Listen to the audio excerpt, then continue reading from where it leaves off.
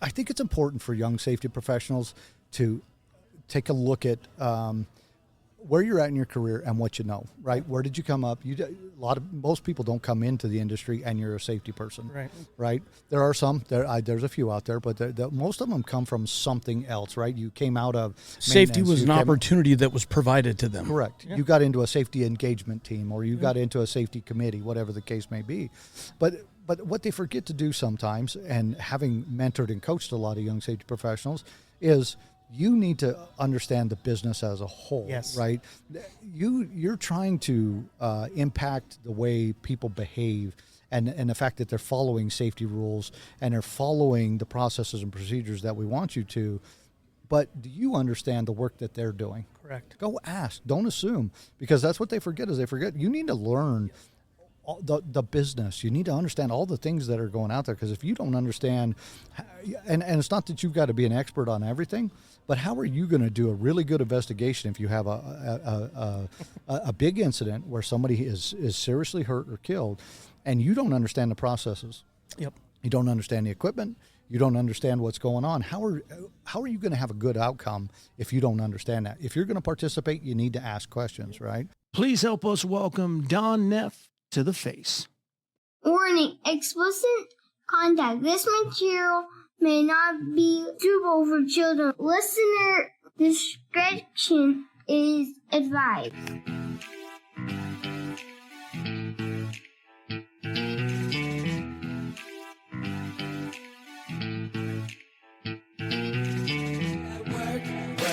Work all day. Nothing comes free. You gotta find a way. Gotta be willing to go put in some elbow grease, cause you know nothing that you get in this life comes. Hello, miners. Hello, podcast listeners. Welcome into Mining Minds. Welcome into the face. We're sitting at the Mine Safety and Health Conference 2025. I have the opportunity to hang out with my man, Dino Brunson. Yo. And we have the privilege and opportunity to hang out with Don Neff. Don, welcome in. Hey, thanks. Appreciate you guys having me. Yeah, I'm glad we got to catch you today. Yesterday was a little bit busy, but I'm looking forward to this. I'm going to set this up a little bit. Had some great conversations with you already, but Don is emceeing the event. I want to talk about the event maybe here a little bit later on.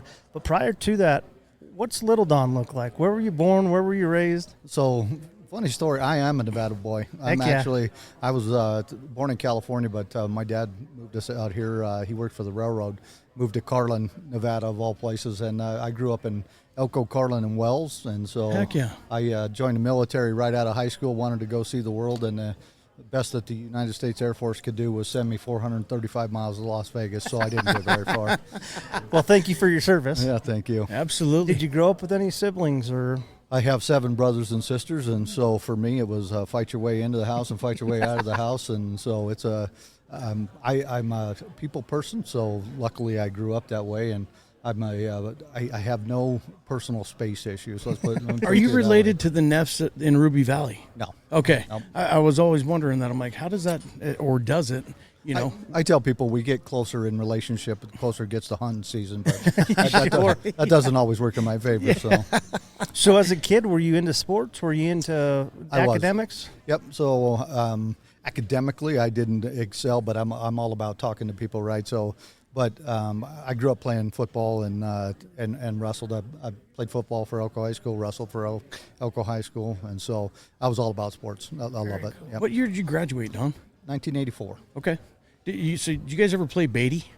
We didn't. No, you guys are probably one level up. You guys probably had more kids. We were, yeah. We were back then. We were a 2A school, and I think Beatty was a 1A school. Yeah. Or B school. Yeah.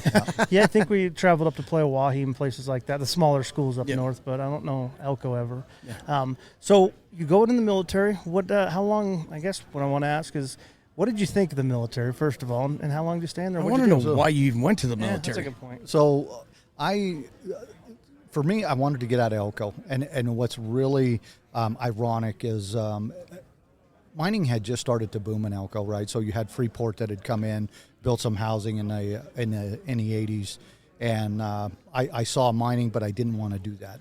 Sure. And I said, I need to get out of here. I need to have a plan. So 9 months before I got out of high school, I actually joined the military because I knew I needed a plan. I needed to get out of Elko. I needed to go do something. So every male in my family has been in the military, and for me that was just a natural. That's what It's like a rite of passage. It was, yep. Yeah. And so the Air Force seemed like a good option for me, and so. And again, I wanted to go see the world. I wanted to do something other than be in Elko. And, well, it turned out well. I did quite a bit of traveling, but I always, for some reason, I always made my way home. Yeah, No matter how many times I moved, made my way home. So when the mining boom in the 80s, what did that look like for Elko as a city? I've always been told, like in the early 80s, like that, like there were people sleeping in the park because there was no houses, but there were jobs. That's fact. So when I was going to high school, junior high school, there was 7,500 people in Elko. And when the mining boom happened in the 80s, there was no place for people to live. And that's why Freeport came in and built housing and was trying to get apartment complexes and things like that, because that just wasn't a thing in Elko. Did they own Jarrett Canyon? They did. Okay. Yep. Yeah. Queen State. Yeah. Yeah, interesting. I didn't know that. Well, I didn't. I knew there was connections there. I just didn't know because shortly after that, early 90s, late 80s, is when barracks and Newmont's really started to kick off, correct? Correct. Late 80s. Yeah. Probably 88, somewhere in there. Then they really started to push in the Newmont and barrack world. But you were at that point in the military and Yep. and traveling in Vegas, I know. But what was your MOS, or what was your? So I worked in a photo processing field. I worked in a photo field altogether, and I did photo reconnaissance. Did a lot of.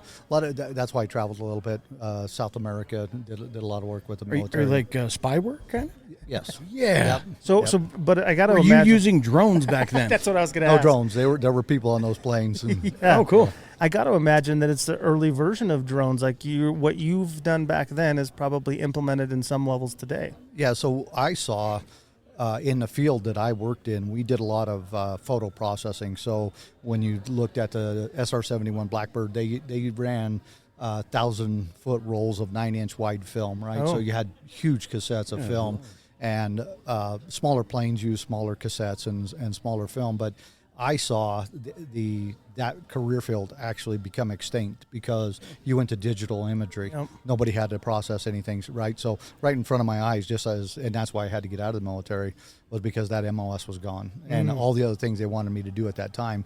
In 1988, when I got out of the military, they had done what they call the Graham-Rudman rollback, and they had gotten rid of a huge number of armed forces, people out of the armed forces. Well, Talk to me about being in South America. I mean, just culturally, when you went down there, what'd you think? So when you grow up in Elko, you don't see people sleeping in the streets. You don't see people like half of the building is missing and they just have sheets for walls, right? I went down there and I was completely in culture shock. I had never seen anything like that. And I don't want to be too graphic, but there, as you walk into Panama City, you actually, they have a concrete trench that runs through the street with water running through it, and I thought it was just a diversion ditch or whatever. That's until the you piss see ditch. people, and you just see people squat over that ditch, and I'm like, okay, I'm not. I obviously, for me, I was just Blown offended, away. but Yeah. everybody else just walked by. That's normal, and for me, I had never seen that. yeah. Well, even in I went to Brazil about a month ago, and even now, like toilet paper, you don't put it in the toilet. You put it in the trash can, and it's like, this is crazy. And so imagining what that would look like in the 80s,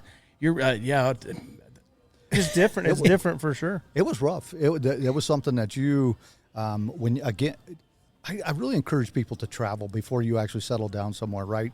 Because you want to see different cultures, you want to see different parts of the world, but you really need to understand how truly blessed you are to live in a place like Yes. the Nevada, the U.S., 100%. no matter how you look at it. Because if you don't travel, you never see that. You really don't understand how truly blessed we are to live here, and what you actually have accessible to you. People just, I think they miss that. Yeah, 100%. Like I went to Tijuana a couple times when I was in college, right? And I thought this has got to be specific to here. But when I went to Brazil, it was like I was in Mexico again. It really was. It was like, man, this is third world. Maybe that's not a derogatory term, but it was definitely third world. Living and being able to appreciate what we do, where we live, and all of the amenities that we have is a thing. Agreed. 100%. I do want to talk about a little bit. So developing film, that was a big silver thing. There was a lot of silver used in that process. So when you stopped doing that, I imagine we mine gold and silver up here. That took a hit around that time, right? Silver took a hit. It did. But we also, so even back then, we were all about being environmentally friendly. So anytime we developed film, stuff that we didn't use or stuff that we weren't going to archive based on the missions that we were doing, but we would actually, we would recycle it. So we would take all of that film, and you're talking, thousands and thousands of feet of film, and we would take that, and we actually had a recycling program where they actually pulled the silver out of all of that. That's cool. Yeah. Did you guys know that developing film is coming back? Is like a hobby? Yeah. Yeah. I haven't seen it. Yeah. Yeah. So in this process, so you left there and went into mining? Nope. I left there, and I got out of the military, and then I went to work for the state of Nevada. I actually worked for the Highway Patrol, so I worked here in Nevada. Oh, let's hear this story. Why the Highway Patrol, and how'd you get, why? So when I got out of the military, I needed something to do. I worked construction for a short period of time with my brother-in-law, and he couldn't seem to pay his bills very well, so I had to find something. They would pay their bills all the time, but with that, my dad actually is retired from the state of Nevada as well, and so he influenced me, and so I applied and went to work for the Highway Patrol back in 1989. And once I got out of the military, which is interesting because you had a bunch of rough and tough miners coming into this area at that time, and I bet you were busy. Yeah, what's some of the coolest things that you got to see or experience? So there's such a wide variety of things that, especially when you see a mining boom like that, right? So you saw the Newmonts, and everything was under construction. So you had an influx, an enormous influx of people from around the country that were coming here to do construction projects and things like that. And you basically couldn't arrest people fast enough, especially in the early 90s, because you would have people from all over the place. But we would stop, you had an opportunity to stop people for doing dumb things, and you would run a driver's license. And there was at one point, I had one organization, I won't tell you who it was, but they had actually called the NHP and said, hey, we don't have a crew. You guys continue to arrest people, and we can't. We're like, we'd love to tell you we're going to help you, but that's not a problem. Yeah, it's not up to me. It's up to your employees, bud. Yeah, you got. But you would stop a van load of people. You'd run the driver and end up running driver's licenses of a number of other people, and you might arrest half of them out of a van, and you're like, bro, that's on you. That's not on us. So working for the Highway Patrol or law enforcement specific, how do you think that changed your view of the average individual? So it never changed my view, and here's why: is I never forgot where I came from. I never took a view like that. I treated people the entire time that I worked in law enforcement. I never had a complaint against my behavior and the way I treated people. I never went through an internal affairs complaint about the way I treated people.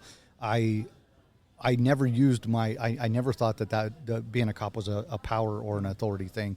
I always thought it was just listen, I'm here to help people. Yeah. And that's what I did. I based my career on doing everything I could to go out there and enforce the laws. And I was never hypocritical either. So I don't like to drive the speed limit. I'm not going to in a company truck, absolutely drive the speed limit. In my personal vehicles, I'll fudge a little bit. I have a hard time driving, but I never wrote a lot of speeding tickets. You had to talk me into writing you a speeding ticket. Yeah, you had to make me do my job. Right, based on attitude, right? Yeah. But with that, for me, it never changed my view of people. What it did do is it changed the way I talked to people, right? Sure. So you had to find a way every time you stop somebody, whether you're talking to grandma and grandpa or whether you're talking to somebody that's a brand new driver. Everything for me was all about education. So if I stop you for speeding and you're 16, I didn't write them a ticket the first time I stopped them. I never did.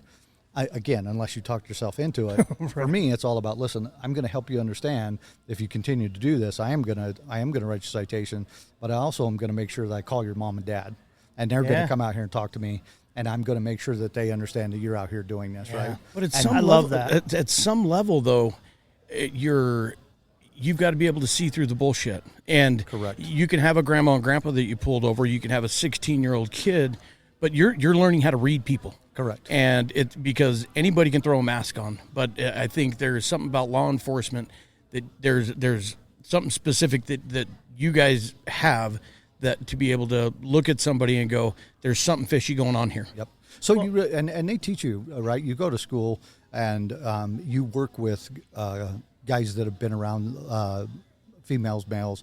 You work around people that have been around people for long periods of time, and they teach you how to read body language, how to read and you got to always be situationally aware, right? What's going on, how are they behaving, how they act, and things like that, right? If you are, when I come in contact with you and you're nice to me, I'm nice to you, and we're all going to get along just fine, right?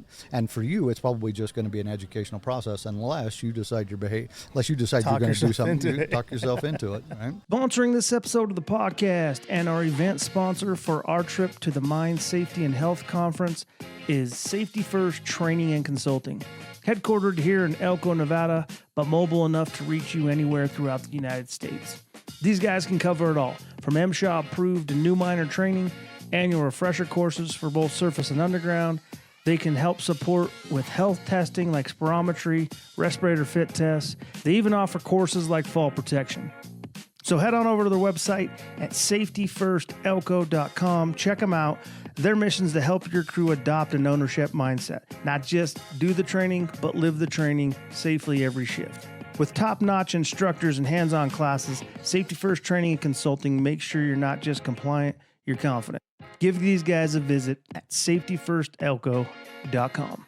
Well, have you ever had to, and you can leave names out, but friends, relatives, somebody close to you ever had to? Yeah, you're in Elko County, man. Like, hey, I'm sorry, I got to do this. So there's no way to get away from that. Sure. There's no way you're not going to do that. And I ran into it all the time. Okay. And you stop people that either you're related to or people that you know very well. And for me, I just give them an opportunity to talk themselves out of or into. I'm like, what are you doing? Tell me why you're doing what you're doing, right? Yeah. And if you've got, you can talk your way through it, away you go, right? What a good approach. I mean, that translates into the mining industry well, from the safety side of things. Like, why are you doing this? And it could be my fault.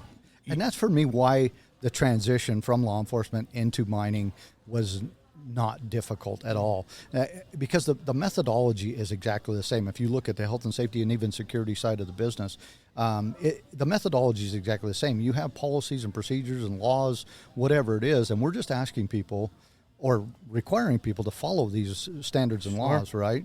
And when you don't do that, then my job is to tell you, you're not doing what you're supposed to be doing, and here's the consequences of that. Yep. Right? So for me, I didn't take everybody to jail. I didn't write everybody a citation, but I educated them and said, listen, if you and I have this issue again, I'll pay for this one, right? This is a free one. You pay for the next one. Because you're either going to get a citation or you're going to go to jail, and you can pay your way out of that. But I gave them an option. I always gave them an opportunity. And in mining, it's the same thing, right? You come into people, they're not wearing PPE or they're not following processes, procedures, whatever it is. And you say, listen, I'm going to help educate you, but please, this is about you following. This is about you having self-control and self-awareness and doing the things that you know you're supposed to be doing. I'll help educate you, but if you don't do it again, then there's an accountability piece. Treat them like an adult. I've got a question here that's going through my mind, and it translates between mining and law enforcement with technology increasing, and so we'll take Highway Patrol specific on how you think this has changed or changing since you've been in the force with Tesla, and essentially the car will drive you to your destination. From a speed limit perspective, is there capabilities of the car or the speed limits being re-looked at to go 95 miles an hour with that car cruising you with taking out the human element? I don't think you'll see that for a long time. And the reason I say that is because our streets where we live are not built for that, right? Now, had they started that, 20 years ago and started building lanes where it was specifically for self-drive vehicles and things like that. But as long as people are going to interact with other vehicles, I don't think you're ever going to get away from there being very specific and very strict. The vehicle, it drives the way you tell it to drive, right? It'll drive 90 if you tell the vehicle to go 90, right? But or if it's a posted speed limit from Reno to Elko, and you can go 90. But you're still weaving, or you still have other manned vehicles that you're interacting with, right? And for me, I don't feel that the technology has come far enough that there's enough safeguards around self-driving vehicles that they can avoid all interaction. Sure. So how do you translate that into the mining industry? So with in the autonomy? mining industry, I don't think you're going to. So you see a lot of autonomous stuff starting, right? You're doing autonomous mucking underground. You're running autonomous haul trucks on the surface, but you still have to have people that are able to interact and intervene in the event that you have a failure, right? So if the underground mucker, if you hit the module that actually is controlling the piece of equipment, it no longer controls itself, right? So it has the ability to go astray. Now there's obviously controls around that, and on the surface, right, with haul trucks, they're still working through all of those controls. I'm not convinced yet that we're prepared for fully autonomous. There's still got to be people there. There's still got to be huge controls around ensuring that we don't hurt people. Yeah. Well, you're going to have man trucks with interacting with autonomous trucks. Correct. But I will say, in the seat that I sit for my regular job, those questions are being asked, like how much faster can we run? Yeah. How much longer can we run? And what can be the impact on our overall production because of it? And the similarities with law enforcement and what we're doing out on the street, because companies like Komatsu, they've bought into what's happening on the street. They bought a company to push that into the mining industry. But I'm with you. I don't think we're there, even though it sounds great. We're there in pockets. So I'm going to use this as an example. You're at a batch plant and you only underground and you only have a certain area to run. You can close that level off or whatever it is. That works in that scenario. If you're just feeding, I would say, a crusher or something like that, there's pockets where that will work. Correct. You still need your oversight. You still need controls in place. I think we're getting closer, and somebody's going to take the chance, not chance, right, but want to work next to autonomous or humans next to autonomous is going to happen. But are we ready for it? That's the question. So, and I'll tell you my biggest thing is that you have a lot of people out there that are saying, this is what this can do. Here's the upside of this. I'm the guy that's going to tell you what's the downside of this, right? Because I'm the guy that has to deal with the aftermath. There's other people that have to deal with the aftermath of that, right? So anytime you tell me that this is awesome and this works well, and I think we can make this work, and I'm going to say, I think you can make it work to a certain extent. Now explain to me how it's going to work all the way through, and you're going to ensure.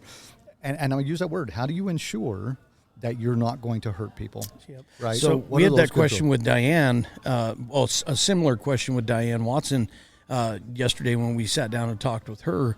And the question was, do you think that the mining companies or the MSHA regulators or anybody in MSHA are prepared to get ahead of the game and work with the OEMs on the technology before it comes out to where we can put standards, regulations, and how it's going to work in a foolproof plan out to the companies that are buying the equipment? No. And so when I worked in law enforcement, I worked in the motor carrier division. I started in motor carrier, and federal regulations for federal motor carriers and US DOT are very specific. Right, they outline very specific requirements, and they give exceptions to certain vehicles and certain companies. Anyway, with that, the laws are written very specifically. Now, if you look at federal regulation that governs mining, it is very vague. It is very ambiguous, right? So the very interpretive, and the regulators have the ability to go out and say, "I don't interpret it that way," right? So they're not even past that, where you have very specific regulations that govern the industry as a whole. They are so far behind the technology and behind the capabilities of this technology that even as mining will continue to progress. Efficiencies, effectiveness, the equipment, everything will continue to progress. But the government is not there. Their regulatory requirements have not progressed. They don't even address electronic there's a lot of things from an electronic standpoint they don't even address, right? So think about this. I guess the direction of the question for Diane was, we transitioned from jackleg and more hand mining into mechanized mining, and within that transition, we were hurting people and writing standards around that. Correct. To where history is going to repeat itself at some point with autonomy and unmanned vehicles if we don't get in front of that. But then the onus goes to the OEMs and the companies to keep their people safe. But you mentioned something that was really profound, and I wanted to step back and talk about it, because you said, my job or my thought process is how to keep people safe and almost question how cool this technology is. I think in safety and health, and I never thought about this before, we're usually very pessimistic. I think by nature we're always doing a risk assessment, liability assessment in your head, and we get excited about these things, but in the back of our mind we've been trained to question whether this is actually a good thing or not. And so for the young safety professionals out there to be skeptical, or I think that's just a common thing that we end up doing. That's a trait that you carry. 100%. And when I talk to young safety professionals, and I work with the safety professionals a lot, it's ask enough what ifs, ask enough questions to get yourself all the way to an answer that you probably weren't looking for. Sure. Right? Keep asking what if the controls don't work. Right? And I don't like vague, ambiguous answers like, oh, we're figured out. We're going to be, don't tell me you're going to be, right? I would prefer that you don't put things into play until you've actually worked all the way through what if. Yep. Yeah. Right? Yeah. But if you're a safety professional and you're growing up in the industry and you don't have that sense of, criticism, or that sense of asking, right, just being a little bit skeptical about, does this work the way they say that it's going to work? You need to back up just a little bit and start gearing your mind towards asking clarifying questions. That's what I love to call them. Clarifying questions. We're going to get to clarifying questions. You tell me it works this way. Well, I'm going to ask you, what if it doesn't work that way? Yeah. Sponsoring this episode of the podcast, JSR Fleet Performance, supporting the people who keep mining moving. If you're a part of a training group or managing equipment operator development, you know it's not just about running gear, it's about running it right. JSR Fleet Performance works alongside training teams to extend the life of your fleet, reduce costly breakdowns, and make sure your operators understand how to get the most out of every machine. With customized training support, maintenance insights, and real-world in-field education, JSR helps surface operations boost reliability, safety, and productivity from the pit to the shop. So whether you're building the next generation of mining professionals, looking to audit what you currently have going on, or looking to help develop your workforce, brass in at Mining Minds LLC and bring JSR Fleet Performance into your corner. So the crazy part is, I mean, let's take lithium mines. Right, they're producing lithium for battery electric vehicles. Companies are already running. They're running battery electric vehicles, whether it's underground or on the surface. My company's got one in Zambia right now. But the standards written around what happens if there's a fire. What's up with the disposal? Where are we going to take that? Nobody's asking the questions to get to those final answers to go, what is our disposal plan? What's going to happen at the mine site level? How much is it going to cost? It might save you, or look like it's going to save you on the front end, and we're pushing to open up lithium mines, but is that truly the answer? I mean, it's a facade at some level. That's where your good safety person is going to come in and ask those questions and have those conversations. And I think it's important for the people on the other side who maybe aren't the safety nerds of the world, as I'll call myself, to realize like they're not asking to be a jerk. It's really a risk assessment. It's a liability assessment of answering your questions, but having to ask those questions to you or your group to find those answers. But is it fair to say that at some level we got to go, none of us know, so we probably should stop? And that is an acceptable answer. You know what I mean? And that's the key, right? Is if you don't know, we don't go. Yeah. Right? You got to stop for a minute, and we got to talk through what are those controls. So if it fails, we have a control in place. At least we know we can make that stop at this point.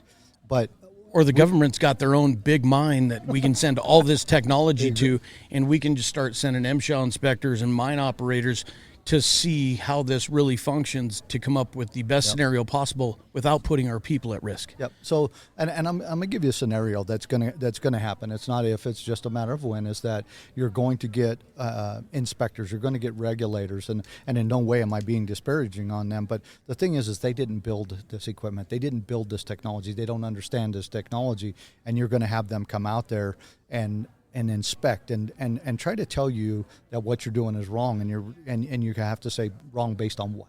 Yeah. Based on your opinion, your high level of education around this specific technology. It has to. They're going to have to meet the demands of the day. So the demands of the day require you to understand technology, and so you're going to have to take a step up, and you're going to have to start playing at a higher level. And if you want to truly regulate the mining industry, because they're outpacing the people around them, right? And there's other industries that are really,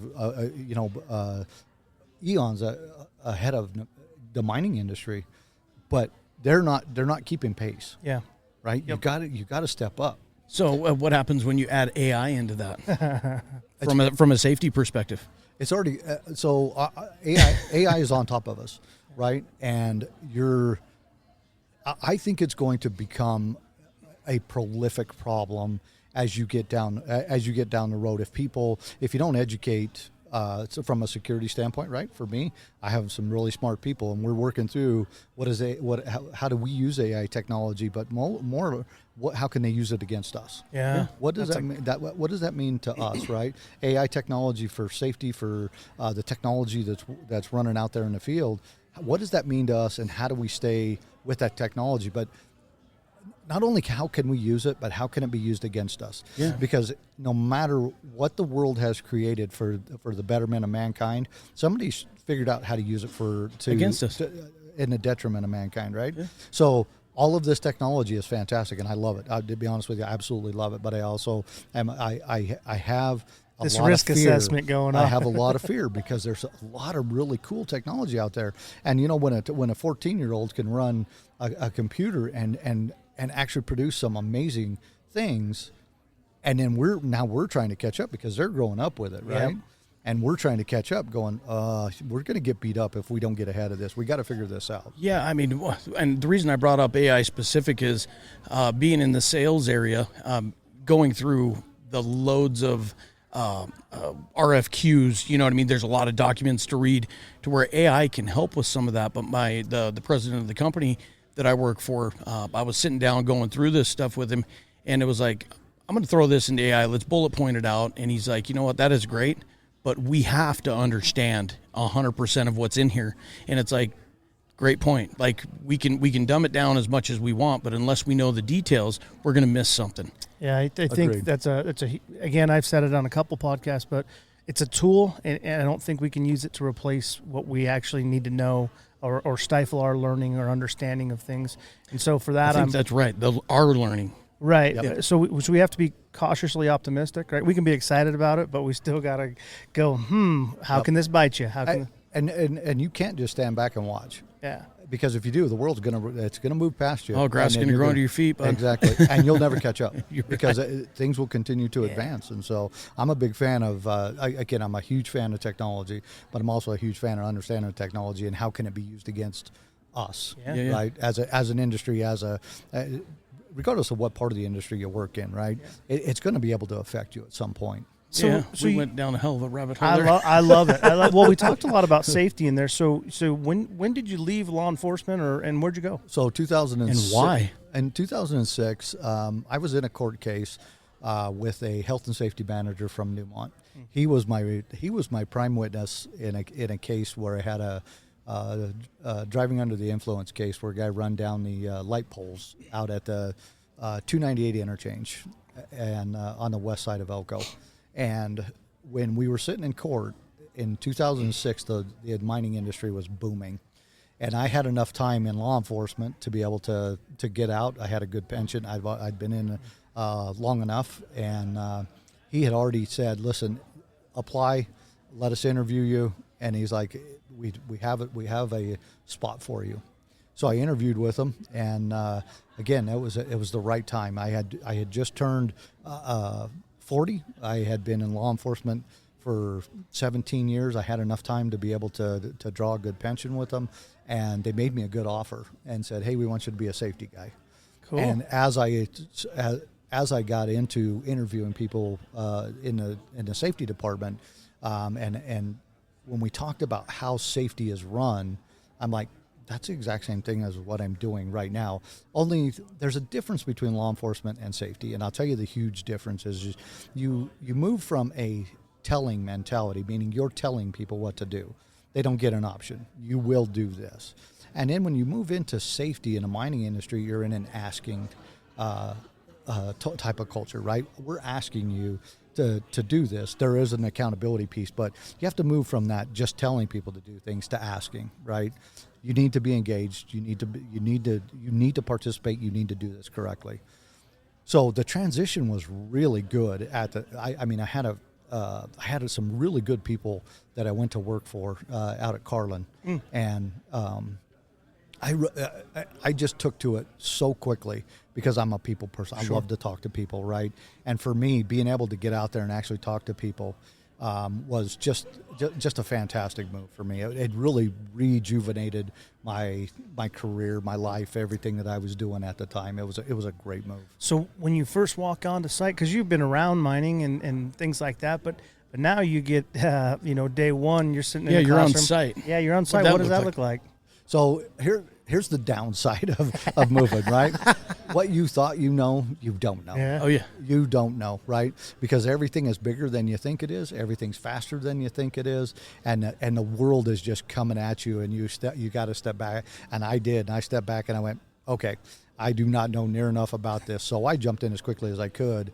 As a safety professional, I started going to National Safety Council classes and starting to learn, systems and behaviors and things like that. And I was there probably, I had started in September, and in April, they made me a supervisor.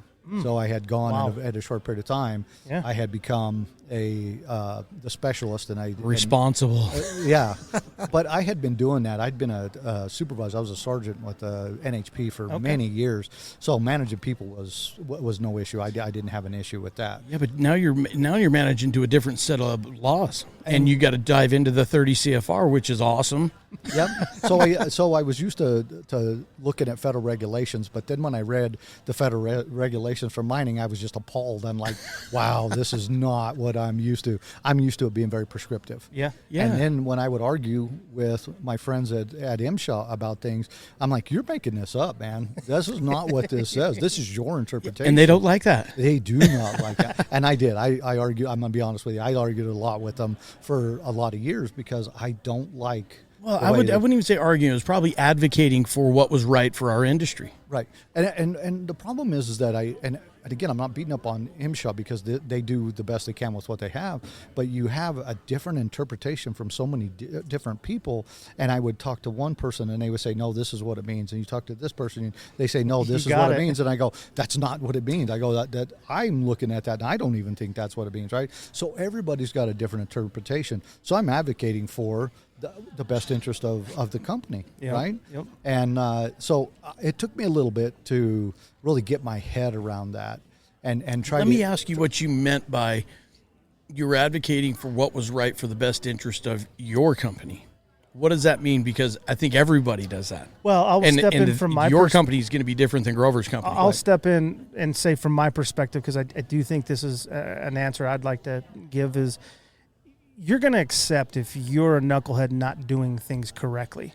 But when the gray area happens, there's some conversation to be had. And you can't tell me that you're right because this is how you feel or think. We have to have a factual conversation on what is. That's where I was driving. And so sorry, but for me, that's a very important thing is like when we talk about arguing with MSHA, it's not that we're trying to get out of things because we want to be unsafe. It's going factually, I think this is wrong. We can fix and make things correct. But we need to make sure we're talking the same language, because I'm going to go forward and put different policies or procedures in place, and I need to know factually that this is what we're talking about. Correct. You're absolutely correct, and that's my point. Is that if you issue a citation to the company and I go, listen, this is wrong. This is not the way I interpret it. That's not the way the other 100 inspectors that have been through here interpreted that. And all of a sudden, your interpretation requires the company to re-engineer things, and we don't believe that you're correct, right? Yes. So now I'm advocating for the organization, because you don't want to have to re-engineer things. It's expensive, right? Yeah. But are we talking about what's in the best interest of people? Does it do something to make safety better? Or are you just saying you want this done because you want this compliant done? Yeah. You want us to be compliant with whatever your interpretation is, and I don't like that. I'm not a fan of that, right? Well, you come into people that are, I mean, let's just call it what it is, lazy, and they just want to go by what's in the book, and they're not progressing. They're not progressing safety on their end like you are. Yeah, that's a good point too. You have to deal with the human element. Yeah, and that is people that are uneducated maybe in what they're doing. They're maybe aggressive in what they're doing. They're upset at the pay that they're getting. They're like, oh, God. Or they're building a career on how many of these things they can continue. And again, it's not to beat on you guys. It's just stuff that I'm going to talk personally have dealt with. So you now have to make friends. You now have to be able to, I need to argue with you, and we need to get along, because I don't want you to turn around and be pissed off at me and write me up for every other thing now. Right. Well, I think it's a general understanding that we've got one goal. And the goal is for everybody to go home safe and healthy every day.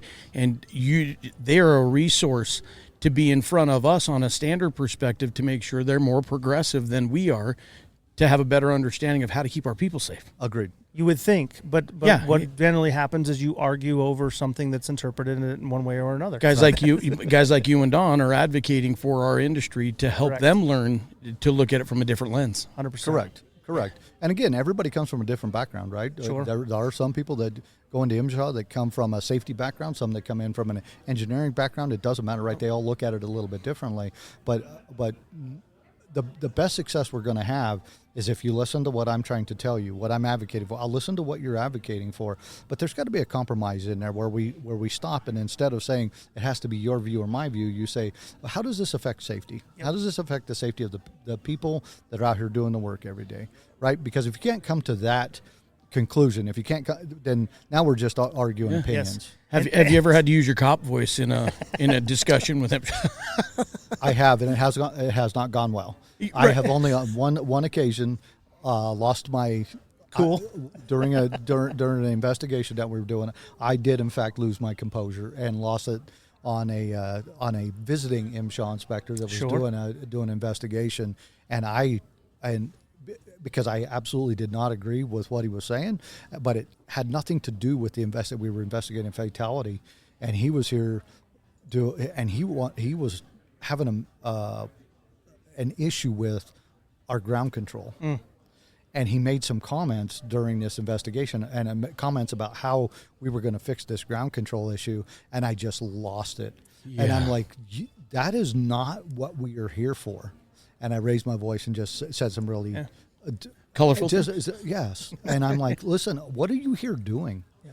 And I don't even know why we're having this conversation, because the fatality has nothing to do with ground control. Yeah, and you're in a pit. Your emotions are already high. Exactly. And he's coming in from an outside element, and he's like, what's going on here? It's like, focus on this, man. This is hard enough for us as a mind and individuals. Bring it back to the human element, man. Yep. Let's have some compassion and get this shit over with. Yep. And I rarely lose my composure. It doesn't happen. But that was one point where I was just, I was so supercharged anyway, because it was my area. Yeah. Mm-hmm. I was the manager at that time. I was the safety manager at Carla, and again, I take full responsibility. I'm the guy that's responsible for the health and safety of the people at this mine site, and for me that was a failure. But then you're here doing things that have nothing to do with that. I'm okay. I just lost my mind. Yeah, I remember our dad being in that situation back in the day, and the emotions and the heart, just human beings being human beings, to see him go through something like that and listening to your stories, like, I can imagine where you would have been mentally with this guy. Well, it's also, you're kicking somebody while they're down. They're trying to progressed through this situation, both from an investigation standpoint, but also an emotional standpoint, and then helping your brothers and sisters. It's pretty tough to have somebody come in and start smacking you a little bit more when you've already got your ass kicked. That's a fact. That's factual. Well, when a mine site goes through something like that, I mean, all the regulations aside, I don't know. I guess at some level, I go, at what point does the mining company just go, you know what, shut this thing down right now? Like, we've got to get back to basics, not because we don't want to make money, but we need to get back to the people and go, what is going on? You know, heck with our share price at this point. Let's think about the people that we've got here. It's always the conundrum. Yeah, it really is. Okay. You know, you do that too long, and you're not going to have a mind to mind. And that's the sad thing is you can do that. You should do that. They do that, but you never know what that length of time is, Right. and it's tough for. I mean, and severity of what goes on. So. Yep. That's it's a very interesting question, but it's a tough one to wrap your head around because Yeah, there's so many great. variables. Sponsoring this episode of the podcast, Liebherr Mining. When it comes to mining, you need equipment that works as hard as you do, day in and day out. That's why Mining Minds is proud to partner with our good friends, Liebherr Mining. For more than 50 years, Liebherr has been delivering a full line of mining solutions. Ultra-class haul trucks, powerful hydraulic excavators, dozers, and cutting-edge technology systems, all built to maximize productivity, lower operating costs, and keep your people safe. So whether it's moving massive volumes of material, tackling the toughest overburden, or integrating digital fleet management, Liebherr designs each machine with efficiency, durability, and sustainability in mind. That's Liebherr Mining. Click the links on the episode notes to find out more today. But so you progressed in safety. You went from a specialist to supervisor. Now you're a manager. So I about a year after I became a supervisor, my boss had gotten promoted to become a regional director, and then I decided, what the heck, I'll go ahead and interview for this job, and I got it. Heck yeah. So I'd only been there like a year and a half, and I was a senior manager. I was a surface health and safety manager. How was that at perceived Carlin. with your workforce? Not good. Really? Not with the workforce, it was good because I have really good relationships. I'll be honest, I have fantastic relationships with people still, that the people that I worked around and worked with, and I have a very high level engagement with people, and I like dealing with people on the mine site, and with the people that I worked around in maintenance and operations and engineering, they were ecstatic, right? But the people that I worked with in the health and safety group peer were level. the peer level, they were very upset. Sure. They did not like that change, and the reason they didn't like that change was because I was an outsider in the first place. Yep. Right. And the other problem was I hadn't been there very long, but what they misinterpreted is I hadn't been in the mining industry that long, but actually, from a health and safety perspective, I'd already been doing this for 20 years. Yes. Yeah. Right. So you just can't. Those individuals could not understand that actual connection, right? And so they struggled with it for a short period of time, and then we moved on very rapidly. They started signing their checks. Well, I think that's an important piece of where we're at as an industry right now.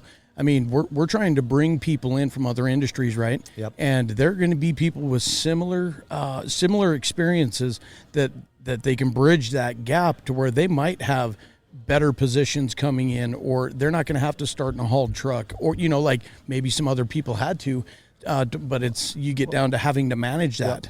Yep. I want to note something because I do think that you've got the mental capacity to do it, but I think you also have the human side to be a leader, a true leader. Yep.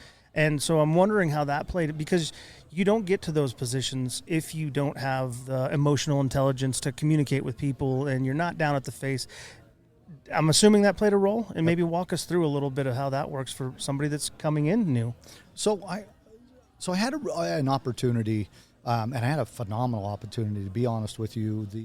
As I became a senior manager at Carlin, we were starting the safety journey with Newmont. So, and I happened to be on the ground floor of that, where we developed the processes and languages, the language and the health and safety manuals around what that safety journey looked like.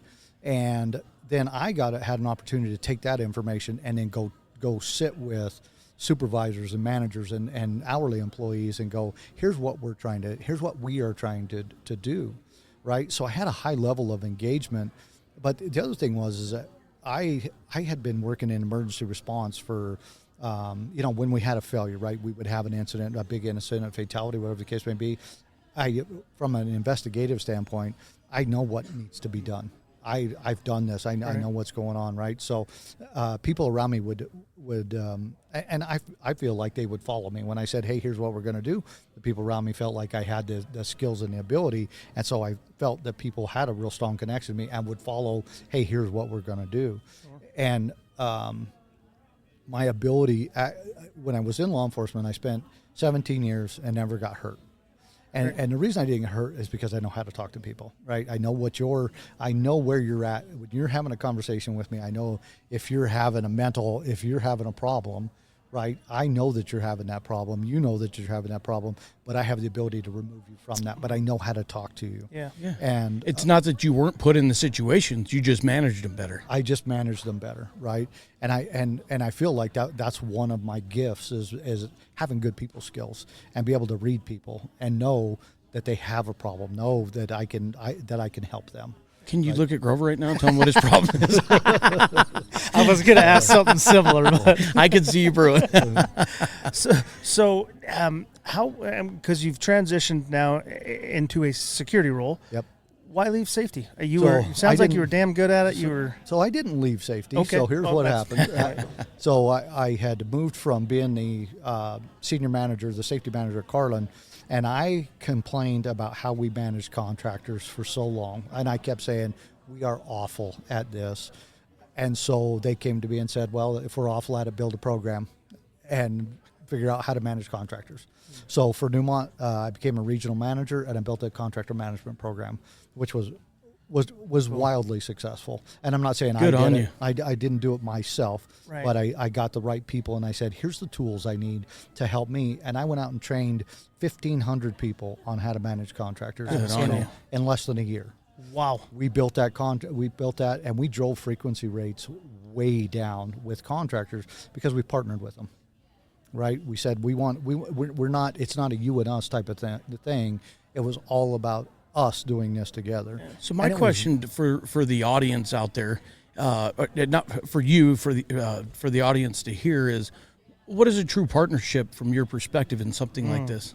So here's the partnership. So when you come in, when I was managing the contractor management program is, I want to see what your program looks like, but I want you to see what our program looks like. And if you're better at this than I am, I'm not going to tell you have to change the way you do business, because you may have. And I got to tell you, when we started, you had people that had better field level risk assessment programs. They had better actual formal risk assessment. They had really good programs. And actually, I would partner with them and go, hey, do you mind if we take some of that information and we use that to build our program? Right? That is a partnership. And then when I would go out and do inspections, and I would and we would go look at their work areas and we'd look at their equipment and things like that. When we're doing that, I'm asking them, tell me how this works. I don't know. I'm not going to tell you how your equipment works. I'm not going to tell you how you train your operators. I want you to tell me. And then that way, when I come out here and I see what you guys are doing, I know whether you're doing this the way you're supposed to be doing it or not. You know what to expect. And I know what to expect. And then when they had injuries or they had property damage accidents, it was never about a finger pointing thing for me. We didn't go out there and just wave our finger at them and go, you did bad. That's not what we did. We went out there and said, okay, what did we do that led to this? Was it a system? Was it a behavior? Where are we at in this, right? But for me, it was never about, it wasn't a blame game. It wasn't about you guys aren't good at this and we're going to help you get better. Never took that approach to that. What we said is, tell us what you did well, tell us what you didn't do well. Was it a system issue? Was it a behavior issue? Was it an equipment issue? What actually failed? And let's truly fix that. How much visibility did you have into their workforce? So I did a lot, because I went out and did safety meetings with them. I saw a lot of the work that they were doing, right? And so it was, for me, we were learning because we didn't have a contractor management program. So we're learning as we go. But I also needed to understand the work that they were doing. How were they doing? Well, you guys are an extension of each other's arm. And if you had visibility into their workforce and they knew you as an individual and you knew them, you knew if, hey, Joey over here wasn't right today, something's up, and that's huge. Yeah, so from the partnership perspective and from a company perspective, doing that way, you were able to build best in class. You were able to take the best out of all these things. And then the second part of that is people that you partnered with, your contractors, they felt like they were involved in the process because something they had now is in this company. So I think from a cultural standpoint, it starts to build that trust. We say partner and we throw that word out a lot, but what you really built was a partnership, like a true partnership. And you go back to anybody that was there when we built this program in probably 2012, 13, 14 for Newmont across Nevada. When we built this program, we truly built a partnership with our contractors, and we said, listen, we want to do this together. This is about us becoming better at what we do, all across the board, right? Doesn't matter what the work is, we just want to do better across the board. And when you lose that, for me, when you lose the concept that we're going to do this together and then we're just going to tell you what to do, now we're at odds. Now everything's a finger pointing, yep. and we're not working towards building programs, systems, behaviors that are going to get us to world class. Right now, you're building we're going to do it our way, and we don't care what you guys think, or we're going to tell you you're going to do it our way, and we don't care what you think. Well, I don't like that. I don't like that philosophy. Well, I think some of these contractors come out and not with your program specific, because, like you said, it's a true partnership.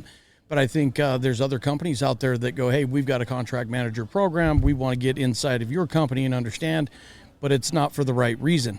It's to start manipulating what they can and can't do, whether it's, how much profitability. Like if you have a super successful program, those contractors are making money, and which in turn means that you're getting your jobs done faster, which means that you're blowing your budgets out of the water on a positive side, yep. to where everybody's winning. But as soon as, other companies see that, they go, we can do something similar, but this is how we can manipulate the system. It's intent, right? Yeah. Do you go in with the intent to improve things and understand and be open, or are you going in with the intent of seeing how you can use this to your advantage? And that's really, it's sad to think about, but I know it happens. But I also think that we have the opportunity to collaborate more, and yes. I think if we started looking at things instead of I'm doing it this way, you guys follow me, instead of how are we going to do this, guys? That's going to get us there, and that intent is better off. I think, to me, the intent. So I will ask that, with the old school rivalry between Newmont and Barrick, how often were you able to visit with the Barrick guys and go, hey man, this has been successful for me? So I'll be quite honest with you. The people that I worked with on the contractor side would tell me all the time, we would much rather come over here and work with Newmont because you guys actually partner with us, because you guys will work with us, because in that day that the culture, now I didn't work there, but it was a lot of just do it the way we tell you to do it type of philosophy, right? And so they didn't want to be told, they just want you to listen to this is the way we do this. And a lot of times you got to understand, you're not the expert. Yeah. Right. As a mining company, you bring people in there. If we knew how to do that, we'd do it ourselves. Right. Yeah, we're miners. But they didn't like the way they were just told you suck at what you're doing. We don't want. We want you to do it the way we tell you to do it. Right. And when I say I felt it was wildly successful, that's what made me feel like it was wildly successful, was because we drove frequency rates way down to the lowest they'd ever been with Newmont, but we also drove a culture where these guys actually would come in and sit down, talk, we would work together, but would also say, I love coming here to work. And when somebody tells you they love coming here to work, man, you've won. Yeah.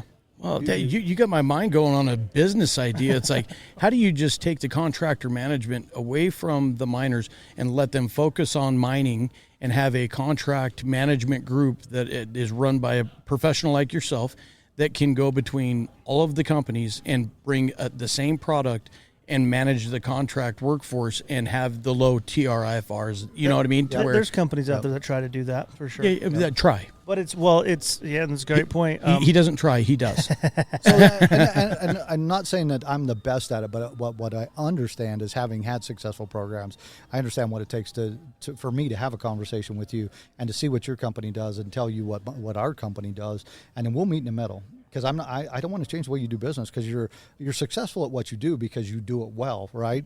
Well, when you come here, I want you to continue to do that well, but within the confines of within MSHA regulations, right, or within certain parameters, right? As long as we can do that, let's get this done. Yeah. Right? So you've mentioned a couple times frequency rates, TR, I can't remember. The Triffer. Triffer, thank you. That's what I was trying to say. Those are all lagging indicators. What have you seen in your career that's been some of the best leading indicators? So from a leading indicator standpoint, and I'm a big fan of leading indicators. So in my security group, we do a lot of things that are leading that shows me the activity that we're doing, right? From a safety standpoint, when you go out and you look at the leading indicators are going out and doing engagements with employees, and you got to have good systems, right? And you got to have good behaviors to drive these systems. And the leading indicators are, how are we verifying that we've got good systems? How are we verifying that we've got good behaviors? And you've got to go out and actually do. So for me, and we'll talk about tasks, you've got to have task observations where you go out as a supervisor or a manager and you have something that says this is the way we do that. You've got a procedure, you've got a process. Go out, and for me, that's a leading indicator, saying how often are we going out verifying that we know that this is being done correctly. If you're doing critical control verifications, but also going out and looking at field level risk assessment cards, right? Did you actually assess the risks associated with what you're doing today? For me, those are leading indicators, because the leading indicators, if you can look at those and go, listen, we have people that are out there engaged every day, and the more you're engaged, the more likely it is people are going to do it right. Yeah. Right. And so you have to be able to track that. So for me, there's got to be data. You've got to be able to analyze what are you doing, regardless of what that tool is. You've got to have tools to be able to verify that that's what that we're doing it right. We're out there verifying that the folks that are required to do these tasks, they're doing it right. But on the other side of that, for me, a leading indicator is how much time do you have your managers, your supervisors, your superintendents? We all have jobs, right? Everybody's got a job. But how often do you actually get out there and you're actually out engaged talking to people? Whether, for me, there should be a requirement. You need to be out there for a certain period of time to do line-out meetings. Now, you don't have to be out there all day, every day. But one of the things that is important for me, especially when you're talking about leading indicators and get in front of people, is at a line-out meeting, look at the motivation. Look at what that crew looks like. What kind of feedback do you get during a line out? And if you're looking at just some sad faces, right? You walk in there and you're like, "Hey, how's your day going?" They're like, "Living the dream, happy to be here," right? And you're like, "We're already on the wrong foot, man." Yep. For me, you're looking for people that are motivated. Who are those people, and how do you get entire teams of people to be motivated to do to do the right things, right, on a day in and day out basis? So I know I'm kind of wandering here, but no. But for me, the proactive piece of safety is all about making sure you got good tools and good people, good leadership to get out there and get those interactions done. You got to have tools and you got to have a way to track it, right? So you know that it's done. Well, that's why I asked the question, is because we talk about being engaged and going out, and I think even if, and I'll use this, maybe a younger professional, safety professional, needs to be out in the field, in my opinion, more than they're in the office. Not that the office isn't a good place to be, because there's work to be done for sure, but that's where you learn. That's where I get to engage with people and understand what are you doing, and taking those task observations or different things that you're engaging with and asking questions, not to question somebody, but to understand.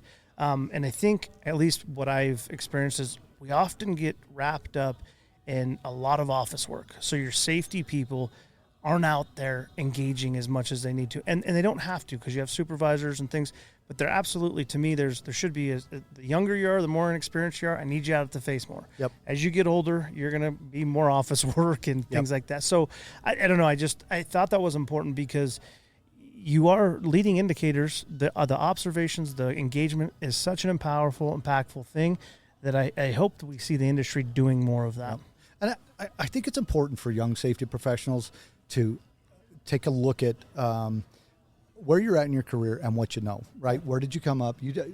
Most people don't come into the industry and you're a safety person, right? There are some, there's a few out there, but most of them come from something else, right? You came out of safety was an opportunity that was provided to them. Correct. Yeah. You got into a safety engagement team, or you got into a safety committee, whatever the case may be. But what they forget to do sometimes, and having mentored and coached a lot of young safety professionals, is you need to understand the business as a whole, Yes. right? You're trying to impact the way people behave and the fact that they're following safety rules and they're following the processes and procedures that we want you to. But do you understand the work that they're doing? Correct. Go ask. Don't assume, because that's what they forget is they forget you need to learn the business. You need to understand all the things that are going out there, because if you don't understand, and it's not that you've got to be an expert on everything, but how are you going to do a really good investigation if you have a big incident where somebody is seriously hurt or killed and you don't understand the processes? Yep. You don't understand the equipment. You don't understand what's going on. How are you going to have a good outcome if you don't understand that? If you're going to participate, you need to ask questions, right? And for me, that was one of the things that I feel I was very smart about. I came in with a very high level of asking, and not a high level of telling. I asked, how does this work? Tell me how. And even if you look like an idiot right off the bat, and you go, I don't know. Listen, I haven't been in mining, or I have now, but back then I hadn't been in there. I'm like, I haven't been here a long time, man. I do not know how this works. You please tell me how that works. And then if you can tell me how that works, I might be able to tell you a safer way to be able to do that. Yeah. Well, I'll tell you what, man, through the 200 shows that we've done, I think the most influential people that we've sat down with their workforces and the most successful, that has been their approach. I'm not the end all be all. Tell me, and let's conversate about this. And they don't know it at the time, but they become mentors in the industry because their vulnerability and their ability to communicate at a human level is by far blowing everybody else out of the water. Everybody else is looking at it from a pride or an ego standpoint. Yeah. Well, I think that a lot of those people are constant learners. They're truly curious about how to help, and if you're in that position, I don't think you can go wrong. No, I agree, and it doesn't matter what part of the business you're talking about, right? If you want to learn, if you really truly understand how to be a really good safety professional, the more you know about the business and how the business runs, the better you're going to be. 100%. Right? All the way across the board. So I know I'm looking at the clock, so I'm trying to pay attention there, because you might have to talk again. About 15 minutes. Yeah, so I got one last question for you, Don. I want to just ask real quick if we can summarize how you got into security and how long you've been doing that. I got into security in 2014, and I've been in security for a while now, but I was not asked to go to security. We had a vice president that we had some issues with.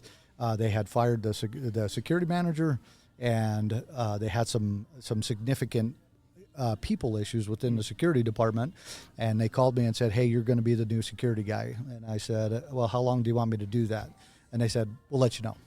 So right. I was in that position for about a month and a half, and then they sent me an offer letter and said, you're going to be the new head of security. We called it, I was the regional director for Newmont, but basically they didn't ask me. I came in there and I in the beginning it was an interim. We don't know if this is, but I was only in there a short period of time, and they said, yep, you're going to stay. And I went in and just made it my own. Very cool. And good on you. I've always I take pride in what I do. I'm a people person, but I also surround myself with really good people, right? I know the right people to do the right things, and so I've been very successful. I feel like I've been very successful in the business because I'm able to find the right processes, the right people, the right technology to help me run the business the way it should be run. You know how to put the pieces of the puzzle together. Correct. Yeah. Correct. So my last question for you, man. Guys that sit in your positions don't always get to where they're going by themselves. So is there any notable mentors that you had through your career? Yep. So I would say the best mentor I ever had was a guy by the name of Jack Henris. Jack Henris is a COO with Dakota Gold right now up in South Dakota. But Jack is one of the smartest mining guys I've ever been around. And he's an engineer by trade, but he was a operations manager for Carlin, and he was a general manager at Carlin. But Jack was always ahead of. The guy's super smart, but he's also very even keeled, and he's one of them guys that will always give you not necessarily the whole answer. He'll give you enough of the answer to say you need to think about this, and he makes you get there yourself, right?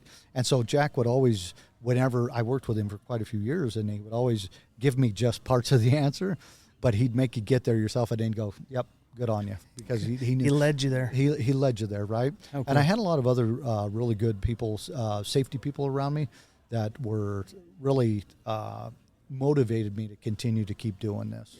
Very good. Well, I'm going to say thank you. I think Yes. I could sit here for another couple hours just BSing and going down rabbit holes, but appreciate your time. You're a busy man this week. The convention has absolutely been phenomenal. I want to compliment you on emceeing. I think you. it's been pretty cool just to see how all this has came together, knowing that they're growing it and hearing the different conversations. Thank you for sitting down with us, man. Appreciate you. I would like to be able to extend the offer too. When yes. outside of this, to be able to come to the studio and maybe dive in deeper on industry level things that that we might have an opinion on to help move the industry forward. Yeah. We'd love to have you at the studio. Absolutely love to do it. Yeah, I love your perspective, man. Appreciate you. Check us out, miningmindsllc.com, Facebook, Twitter, Instagram. Adios. Peace. All right, let's recap this episode. We could have, again, sat there for a couple hours, had some more conversations. I do hope Don takes us up on the offer to come back on the show, maybe head up to the studio and dive into some more things.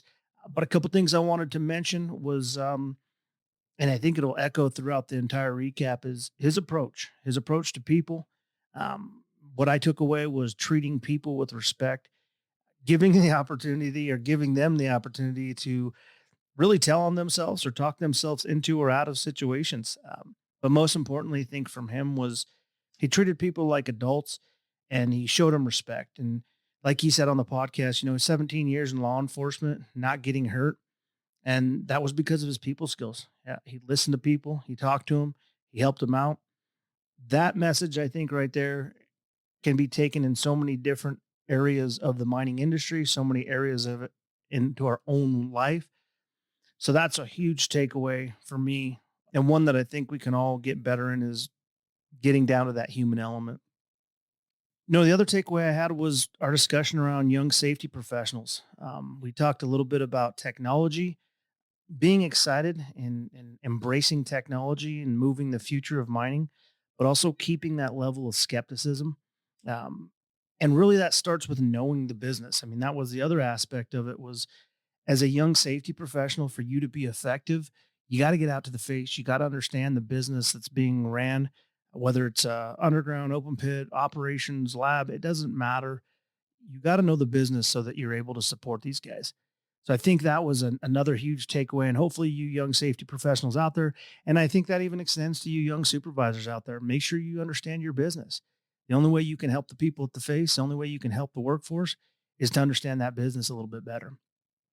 And then the last thing I'm going to throw at you guys here was I really appreciated his approach with partnering with contractors, believing that everybody has a seat at the table, and then pressing that best in class, right? Collaborating and taking those things from different groups that might have been doing it better, that had the opportunity to build best in class because they did have conversations about what looks good. I think if we did a little bit more of that on the front end to truly partner with people, truly partner with our contractors, our operations groups, you have a better outcome. You have a better solution at the end of the day. And again, that can go back into knowing the business. That just helps you understand the business better. And then also that human element that we talked about before, approaching these groups, they have standards, they have policies, they have procedures. Let's see what works for everybody. So I can't thank Don enough for coming on. A lot of great takeaways from this. I hope you guys are excited. Brass in, let us know what your thoughts were. Head over to Mining Minds LLC. Check out our warehouse if you guys are looking for some swag. And last but not least, thank you, Don, for coming on. Thank you, the listeners out there, for tuning in. And if you're out there pounding roads, driving drifts, or pushing throughput, stay safe. Yeah.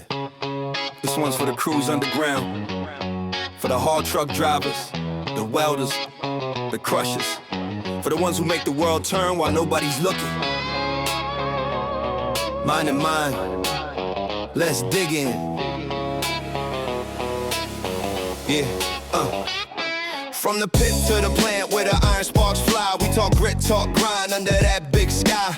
Dino and Grover got the mic turned high, breaking down stories money just can't buy.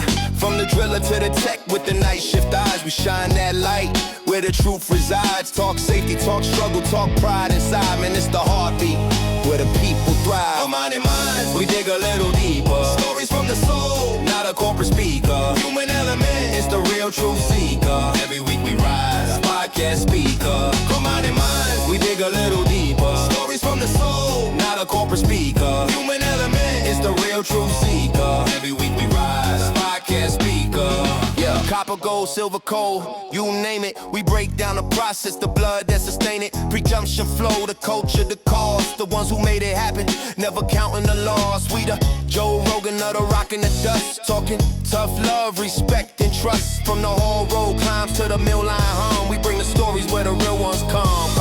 Mind and minds, we dig a little deeper. Stories from the soul, not a corporate speaker. Human element, it's the real truth seeker. Every week we rise, podcast speaker.